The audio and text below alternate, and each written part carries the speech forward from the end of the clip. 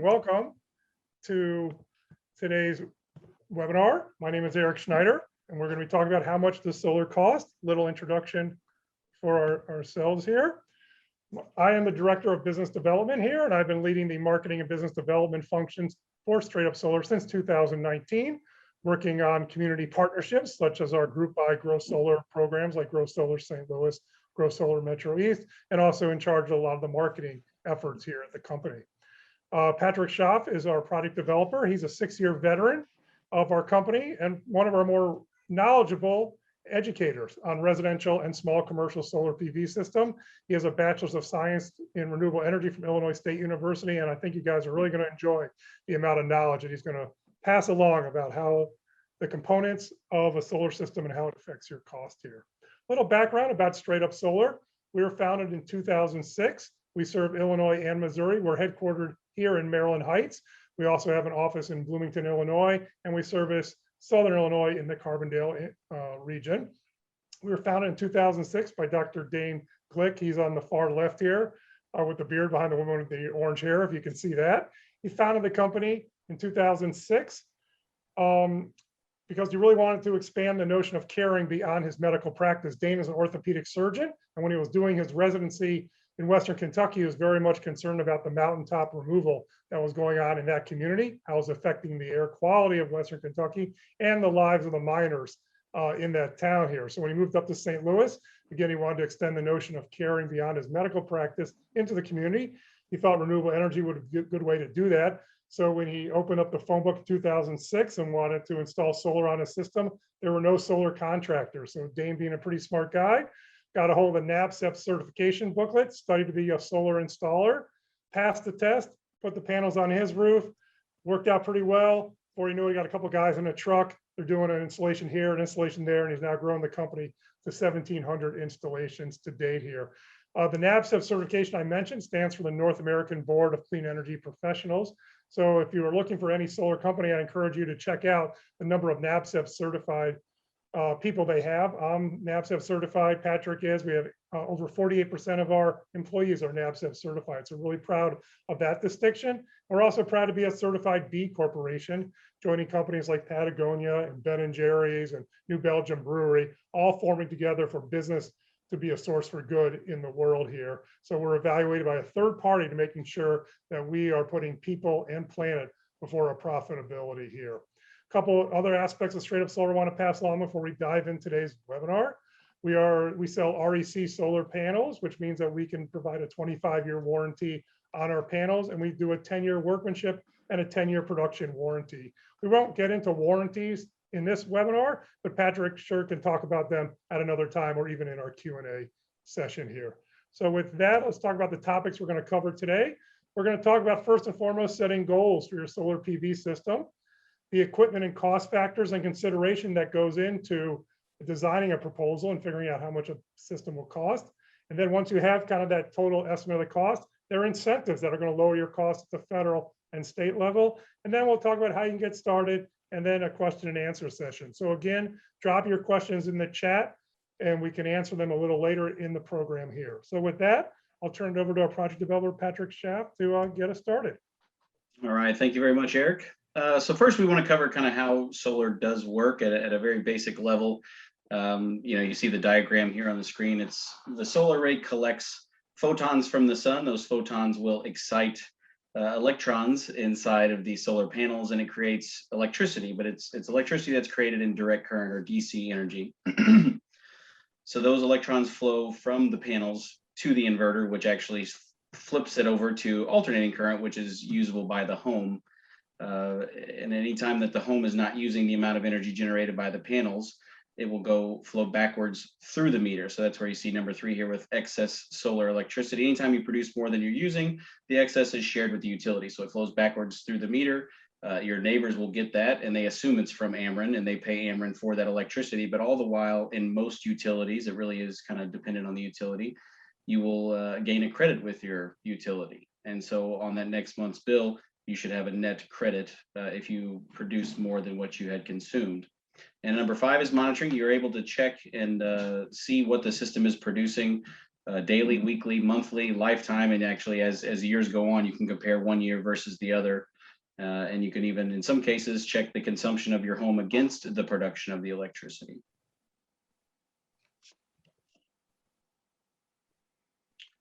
I gotta move my, okay, what is a kilowatt and what is a kilowatt hour? Some people think those terms are interchangeable, but they're not really. And so, we'll start with a kilowatt, and that is a measurement of capacity. In the solar world, we use it to show how big the nameplate capacity of the array is. One example that I've got here to showcase the difference would be a 1500 watt space heater is a 1.5 kilowatt space heater. And if you run that for 1 hour, that is 1.5 kilowatt hours. And so your kilowatt hours is actually the unit of energy used or produced, and this is what shows up on your bill. So when you get a bill from Ameren and it shows used 1,000 kilowatt hours, that is what it's referring to. And every home system size is a little bit different, and people are going to use different, whether or not you have gas heat or electric heat, that usage is going to vary quite a bit. So we'll talk about goals for a solar project. It really kind of boils down to, the cost does kind of fit into this model a little bit because it depends on what your motivation is for a project. Some folks want to offset, maybe they have a certain budget that they're working against, financial motivation, energy independence, environmental motivation, and protecting against rising energy costs. So the environmental motivation aspect of it, some folks will say, I want to offset absolutely as much as I possibly can. It doesn't matter if I overproduce, I'm totally fine with that. I just want to do the right thing for the environmental aspect. Some folks want to see the best return on their investment. So that would be the financial motivation. And my job and all the project developers' jobs here is to kind of find that right balance and help meet those goals for you. So some of the considerations that we have, and there's quite a few of them, as you can see here, we'll kind of go down the list. Considerations for a project, the system size and design, which again, the system size is going to be limited by, possibly your roof structure, how many roof faces that you do have, what size, physical size of panel or module that we're using, the inverter type, the slope and height of the roof, which I mentioned, complexity of electrical interconnection, how many panels are on different multiple or roof faces. And so those all have to be interconnected, requires a little more electrical work. The age and type of your roof, we typically look at a roof that is maybe 15 years old or older, and we have to have that discussion about maybe replacing the roof before the solar is added, or at least have that conversation about removal and replacement of the roof down the road, because these panels are going to be lasting for upwards of 30, 35, 40 years even. So you need a good solar window as well. We like trees, but sometimes they cast a lot of big shadows on the roof, and it doesn't make it viable for a solar project. And then get down to the environment aspect of it, the shading, the snow and hail and wind loads.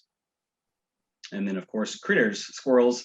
If you have a lot of trees surrounding your house, squirrels can be pesky, and they can get up underneath the array and build nests and cause a little bit of damage there. So, and that's all things that, we'll talk about individually.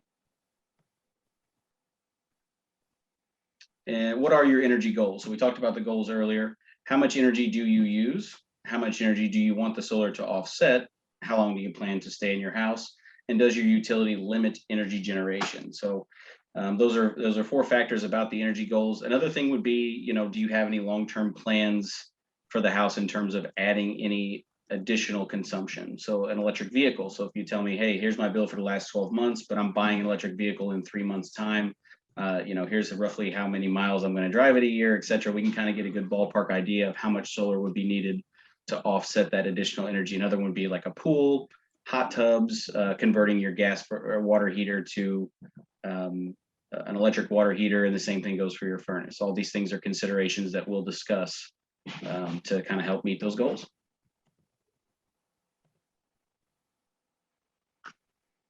Looking at the modules that we use, we say modules and panels, and you might hear me say both things. I guess the technical term would be modules, but I say panels a lot of times just as a general term. And so there are different types of modules that we have, and they all offer different types of efficiencies.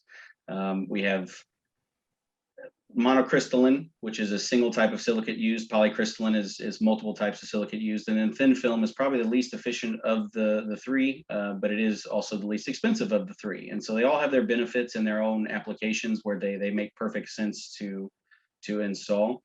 Energy production calculations differ with each individual panel or module. So you might see some that are 375 watts as in the example there, and some are 440 watts, and they all have different spec sheets, different temperature coefficients, and a ton of engineering data that, you know, it'll go over your head probably, unless you are an engineer. But they can last 30 to 35 years, and they come with a 25-year warranty from the manufacturer. And we're speaking specifically of the REC brand. There are different panels that have different warranties from that manufacturer. And then the degradation. So one thing that not a lot of people realize is that these do slowly degrade over time, but that is measured and warranted against over degradation by that manufacturer. And all panels typically do have that.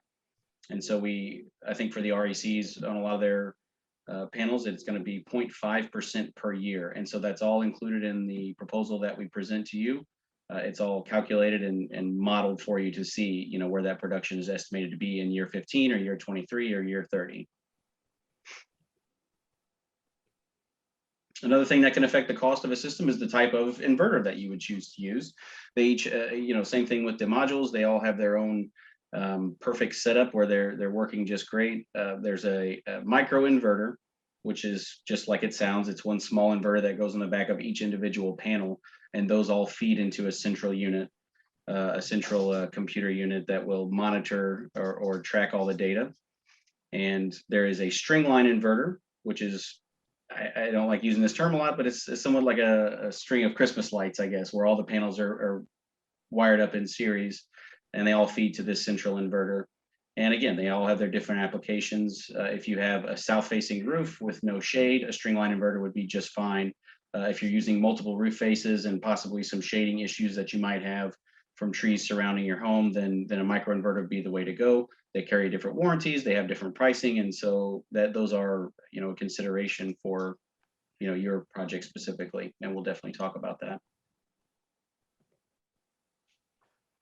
Speaking of different roof faces and having multiple panels on different roof faces, this is a house, actually a client of mine many years ago. And you can see here that this was almost going to be a nightmare for wiring. So the physical considerations are great around the house. It depends on how many roof faces you're going to use. The pitch of the roof all has to do with how long it's going to take our roof crew to install it. So those things are considered as well. Ground mount or roof mount, you know, typically a ground mount is a little more expensive inherently just because of the racking and the trenching and the wiring to get it to the meter, depending on how far away it is from the house and things of that nature. The choppy roof, again, we talked about that.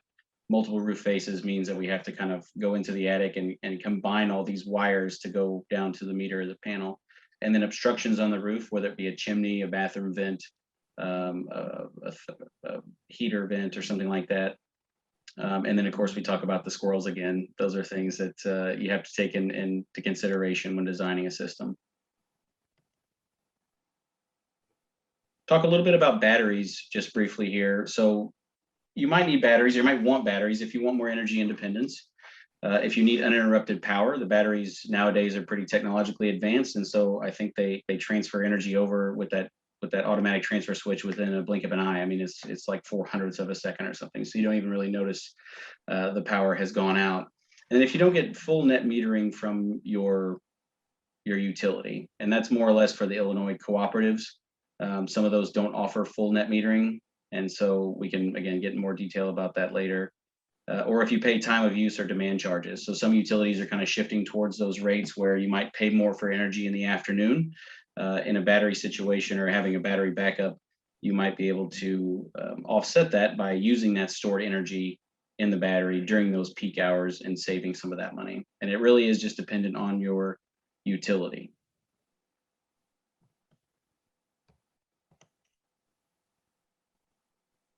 So how do I reduce the cost of a solar PV system? And here come the incentives. This is the good stuff, right? This is what makes everything look great. So we do have options for loan options through the Clean Energy Credit Union, and we'll get through that momentarily. But you look at the smaller array, which is about a 4.5 or 4 to 5 kW array.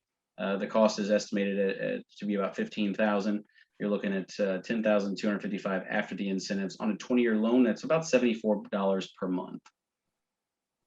As you go up to the next size, 5 to 7 kW, you're looking at about $124 per month and about $17,205 after the incentives when it had the gross cost of $25,000. And you can see here the $30,000 array is about $20,424 after the 20-year loan. Eric, I don't know if are we assuming this is Missouri with Ameren, or how are we assuming the incentives on this? Do you remember? Yes, these were the Missouri examples. Correct. Okay. Okay. Yeah, and we'll touch on that here in a little bit as well. You see the $40,000 array is 10 plus KW, give or take, and then 27,241 after the incentives. So it's about $200 per month on the 20-year loan. So talked about the Clean Energy Credit Union a moment ago. It is a clean energy. It's a credit union based out of Colorado. They specialize in 100% clean energy loans. And so they're in a partnership with Amicus Solar members, and we are an Amicus Solar member as well. And so we do partner with them. They have 2 loans in one combination package. We just call it the combo loan. They have a 12 to 18 month loan for 26% of the system cost. And it is the short-term loan where no payments are due on that loan until you have recouped the federal tax credit, and you can turn around and pay that loan off and it goes away. The 12, 15, or 20-year loan are considered the long-term loans, as we call them, and those range from 4.75 to 5.25% for the remaining 74% of the solar array. Now, we'll point out that that is a very transparent rate at 4.75, and that is going to be the same pricing as the cash price for our systems too. Sorry, Patrick, ahead of you a little bit. That's okay. So federal tax credit is 26% on any photovoltaic system costs. So it includes the labor costs in the system. So if we give you a price of $40,000, let's say 26% of that gross cost of the system is going to come back to you via the federal tax credit. You will recoup that when you file your taxes. There is no maximum credit, but it does require you to have the tax appetite for that. And I won't get into the details because I'm not a tax advisor, and I don't recommend anyone take my advice. But we can point you in the right direction and talk to your CPA or talk to whoever prepares your taxes for you to make sure that you do have that tax appetite to recoup that investment. The home must be owned by the taxpayer, but doesn't have to serve as the principal residence. So if you are someone who buys a house to rent it out, that would qualify for the tax credit as well. And then there's also some business incentives that we could talk about individually. And you can get some more incentive details on that at energystar.gov.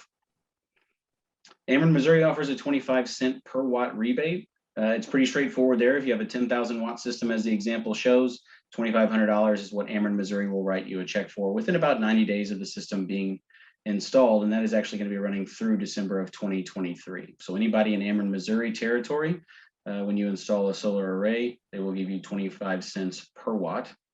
There is a maximum system size. Sorry, it's a 25 kilowatts. And I think if you eclipse that 25 kilowatt range, you still get the 25 cents per watt up to that 25 kilowatts, if I'm not mistaken. But anything over that would not be eligible. And the maximum solar system size for the rebate on the commercial or industrial would be 150 kilowatts. And then maximum system size for net metering in Ameren, Missouri is 100. So Illinois law and solar renewable energy credits, we call them SRECs for short. 25% renewable energy portfolio standard is what Illinois has set. So they're trying to be 25% renewable by 2025. Right now, there's about 9% renewable energy in Illinois, and that's about 1% solar. And so they're trying to expand this program and try to get to their goals by 2025. So they've expanded it through these solar renewable energy credits. The SREC funding comes from major utility companies through a small fee on the customer. So if you have Ameren, Illinois, or you have Ameren, Missouri, we all kind of pay into this. And it's just a little line item on your bill. It's not a tax, but it's something that they charge every customer. And then all that money goes into a pot of money. And the SRECs are paid out to solar customers in Illinois. They do cash payments based on projections on future energy. Sorry, Eric. I was a little behind there. They give you cash payments based on the projections of the future energy production for your solar project. So they basically will take an assumption based on our models and how much energy it's going to produce over the course of 15 years, and they will pay you out for that energy up front up to a certain system size. So a 7 kW residential array in Missouri versus Illinois. So you're looking at the same system size, same cost on both sides of the river, but the incentives are different, and that will show you kind of the difference in what the net cost will be. So $28,000 on the Missouri side. Ameren rebate's going to give you about $1,750 back, and of course, 26% federal tax credit is just right off the gross cost of the system at $6,825. So your net cost after that is $19,425. On the Illinois side of the river, the total price is $28,000. Your federal tax credit is going to be 26% of that gross cost. And then your estimated pre-tax SREC payments, and this is an estimate because there's a lot of calculation that goes into effect here, will be about $9,465. And so your net cost is $11,255. And so I hate to rub it in on the Missouri side here, but Illinois is slightly better when it comes to solar incentives. So we should maybe talk to your representatives if you live on the Missouri side like I do.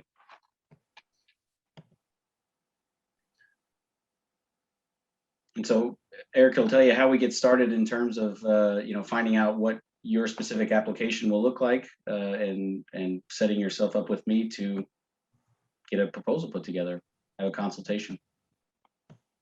Great, thank you, Patrick. Thank you for going over kind of the system considerations, setting your goals, and then all the incentives that can lower your costs. So how you can get started, I put some information in the chat. You can directly click on the link for a free solar quote, or you can contact Patrick directly here. What we want to do is make sure, get some basic information from you to get started.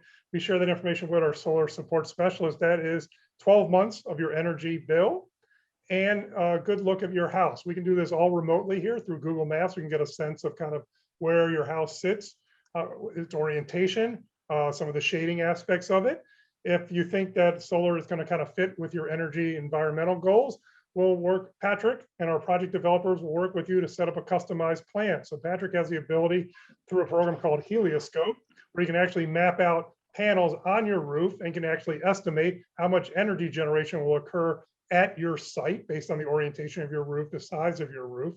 If you kind of like his proposal here and how it's going to save you money, we'll sign a contract with you and we'll move you through 3 through 5 in our project management stage here.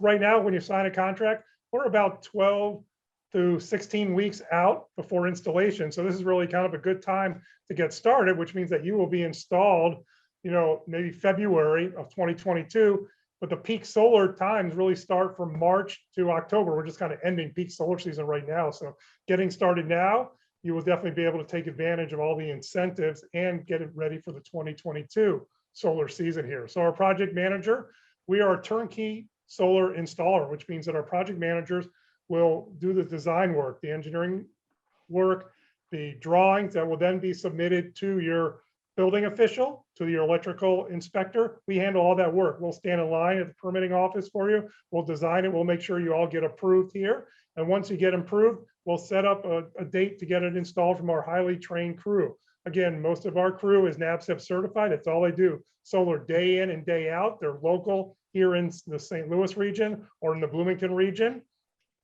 where we can do it day in and day out, so we know what we're doing. Typically, an installation takes 2 to 3 days to install and get you ready. We'll make sure before we leave the house that you are completely energized, that your system is working. We'll explain how it works, how the inverter is working. And then 30 days later, Ameren will install a bidirectional meter, or your co-op will install a bidirectional meter to make sure that your billing is being done appropriately and you're trading those credits back and forth in terms of the energy generated from your house back to the grid, and then making sure you're getting energy from the grid at nighttime here. And then at the end, you'll be fully engaged as a solar homeowner. You'll be enjoying your solar array. You'll be striking the pose of a sun catcher, as we do here at Straight Up Solar, our tribal pose, and you'll be so excited. You'll be spreading the word of how great solar is here. So that's our 1 through 5 process here. Pretty easy to go solar again. You can contact Patrick to get you started today. And here's all his information out here. His phone number, 573-701-6378, or you can email him at patrick@straightupsolar.com, or you can give us a call directly at 844-97-SOLAR here. We're at the conclusion of our presentation here.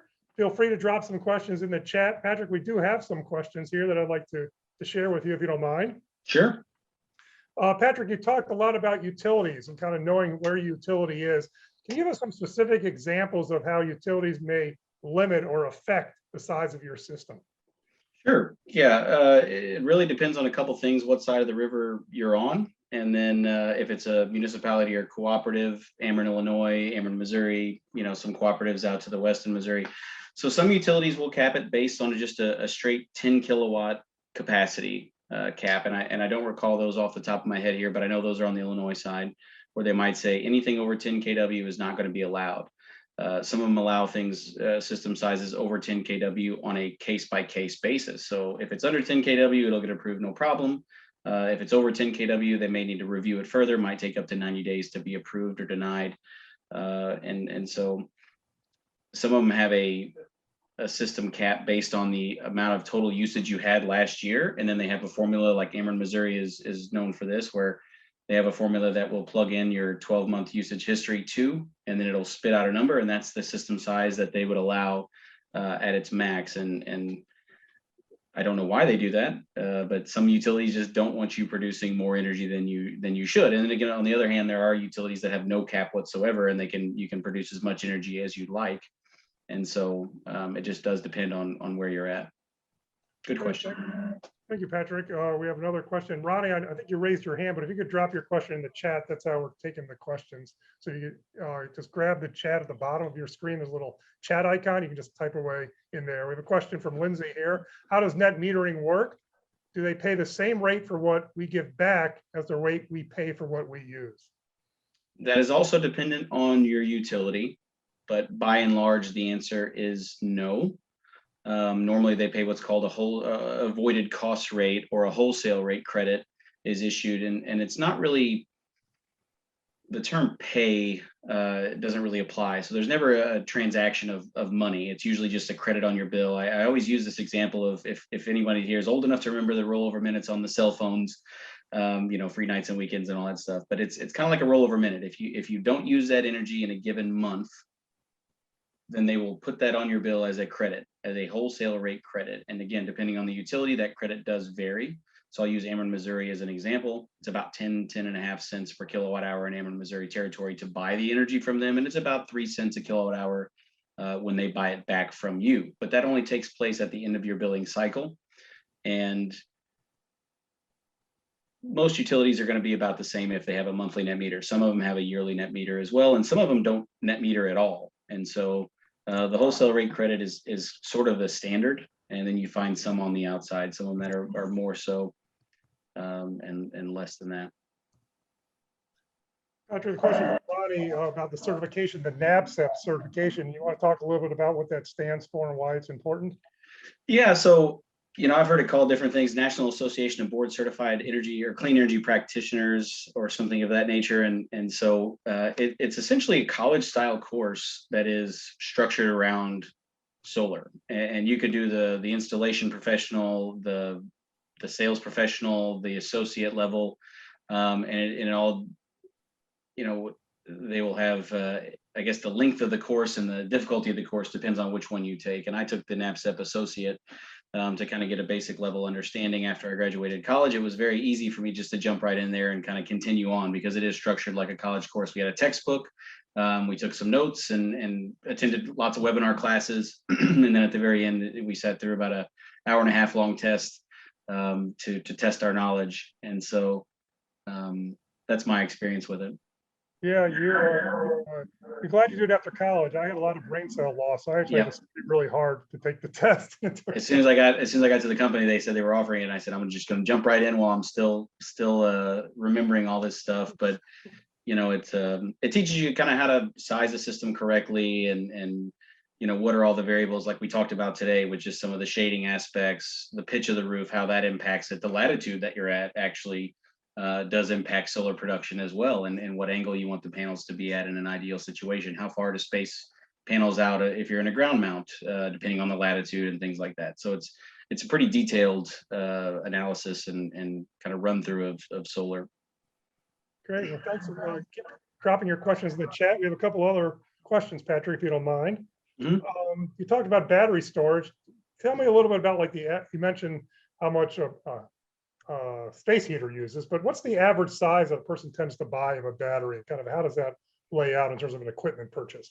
Yeah, well, that's a good question as well. So batteries, there's a lot of detail that goes into a battery conversation, just depending on the homeowner's usage habits, how much energy you want to back up in the home in the event of a power outage, how long you want to have that energy available to you when the power goes out. And so when I speak of batteries, I typically talk about a Tesla Powerwall. That seems to be our most popular battery that we do sell. They are at 13.5 kilowatt hours for one battery, and they are stackable up to 10 batteries per gateway or per panel. And so typically we sell 2, sometimes 3. On occasion we sell 1.